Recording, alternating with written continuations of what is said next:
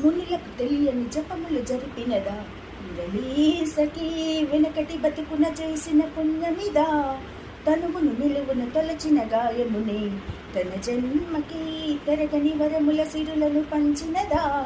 కృష్ణ నిన్ను చేరింది అష్టాక్షరిగా మారింది, ఎలా ఇంత పెన్నిది ఎదురు తాను పొందింది, వేణు మాధవా నీ సన్నిధి.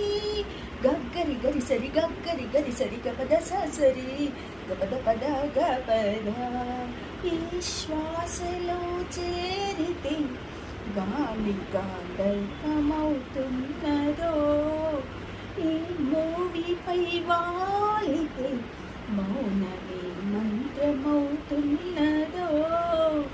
ఆ మూవిపై మేఘాలమై నిన్ను చేరని మాధవా.